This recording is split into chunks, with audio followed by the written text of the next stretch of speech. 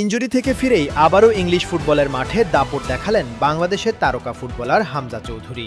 হাঁটুর চোটে প্রায় কয়েক সপ্তাহ মাঠের বাইরে থাকার পর আবারও মাঠে নেমে নিজের চেনা আগ্রাসী ফুটবল দিয়ে নজর কাড়লেন এই ডিফেন্সিভ মিডফিল্ডার।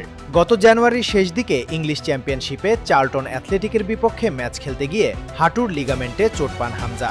সেই চোটের কারণে প্রায় 6 থেকে 8 সপ্তাহ মাঠের বাইরে থাকতে হয় তাকে। তবে পুনর্বাসন শেষে ধীরে ধীরে আবারও মাঠে ফিরেছেন বাংলাদেশের এই তারকা ফুটবলার। ইনজুরি কাটিয়ে দলে ফিরেই নিজের স্বাভাবিক ছন্দে খেলতে দেখা গেছে তাকে। মাঠে তার গতি, ট্যাকল আর বল দখলের লড়াই যেন আবারও প্রমাণ করে দিয়েছে কেন তিনি মিডফিল্ডের অন্যতম শক্তি। ডিফেন্সিভ মিডফিল্ডার হিসেবে হামজার সবচেয়ে বড় শক্তি হলো তার গেম রিডিং ক্ষমতা। প্রতিপক্ষের আক্রমণ আগেভাগেই বুঝে বল কেড়ে নেওয়া এবং দ্রুত কাউন্টার শুরু করার দক্ষতাই তাকে আলাদা করে তুলেছে।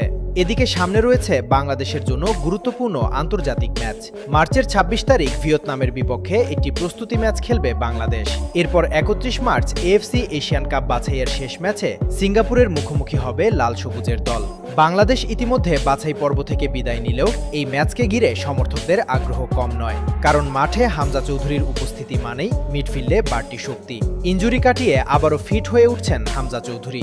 এখন দেখার বিষয় আসন্ন আন্তর্জাতিক ম্যাচগুলোতে বাংলাদেশের জার্সিতে তিনি কতটা প্রভাব ফেলতে পারেন। বাংলাদেশ ফুটবলের নতুন আশা কি আবারও জ্বলে উঠবে হামজার পায়ে? সময়ই দেবে সেই উত্তর।